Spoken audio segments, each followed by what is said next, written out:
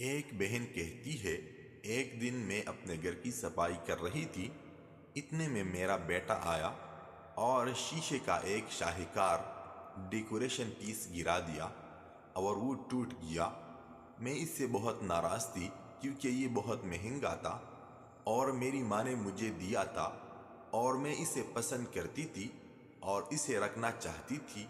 میں نے غصے سے اسے بلایا اور کہا، میرا رب ایسی دیوار گرائے جو تمہاری ہڈیاں توڑ دے۔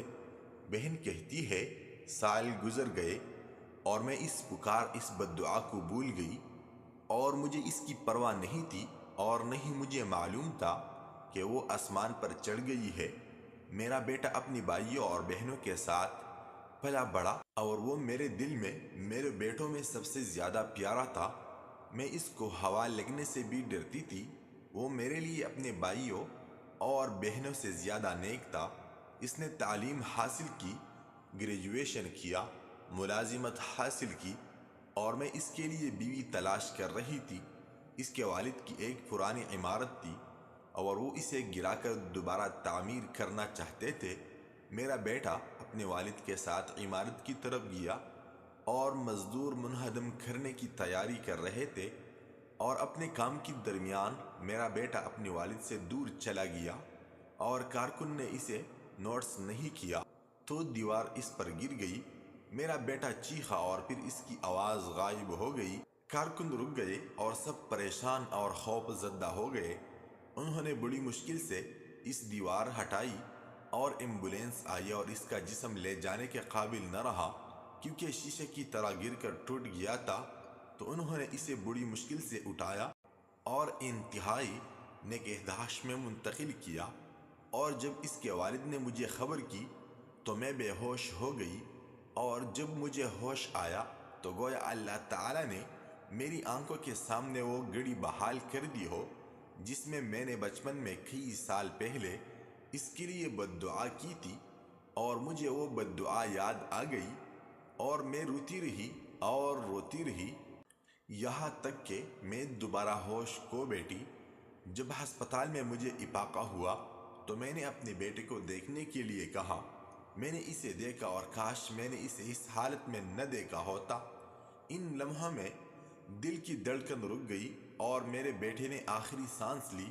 میں نے روتے ہوئے کہا، کاش وہ دوبارہ زندہ ہو جائے، گھر کے تمام پنپاروں کو توڑ دے، بس میں اسے نہ کھوں۔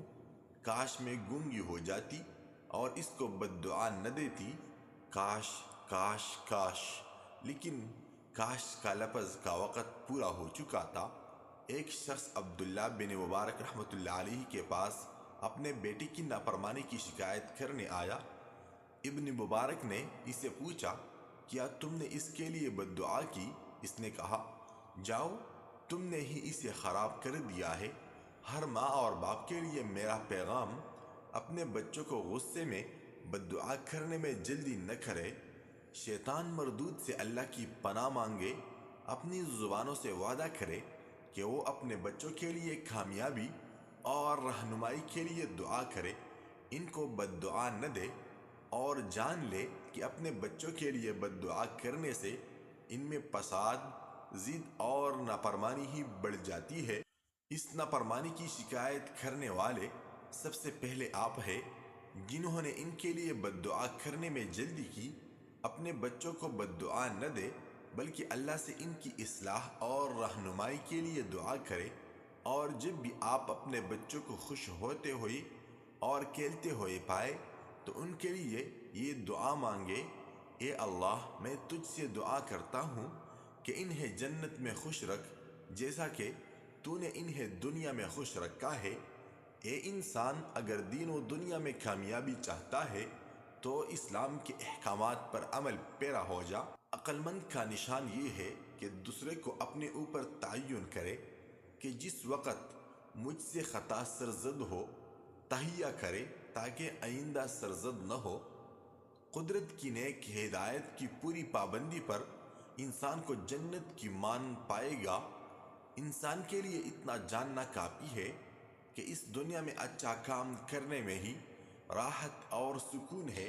نیک دل لوگ گائے کی مانند ہے جو گھاس کھا کر دودھ دیتی ہے، اور گناہگار سام کی مانند ہے جو دودھ پی کر بھی ڈنگ مارتا ہے۔ قیامت کے روز یہ نہ پوچھا جائے گا کہ تم نے کیا کچھ پڑھا ہے، بلکہ یہ کہ تم نے کیا کچھ کیا ہے۔ وہ بندہ احمق نہیں جو ہل چلاتا ہے، بلکہ احمق وہ ہے جو احمق والے کام کرتا ہے۔ جب نیک اور بد سب گزر جاتے ہیں تو کیا یہ بہتر نہیں کہ تیرا نام نیکی سے زندہ رہے؟ اللہ تعالی نے تجھے اپنے لیے پیدا کیا ہے اور تو کسی اور کا ہونا چاہتا ہے۔ پیٹ کی چربی پگھلانے کے لیے روز ایک عدد لیموں اور چھوٹی الائچی نہار منہ کھا لیا کرو۔ انسان کے لیے ساری عمر ایک چلہ کی مانند ہے کہ انسان بازاروں میں گھومے پھرے اور لوگوں سے ملے، دل کا تار نہ ٹوٹنے پائے۔ نابالغ بچوں کی عبادت کا ثواب والدین کے لیے ہے۔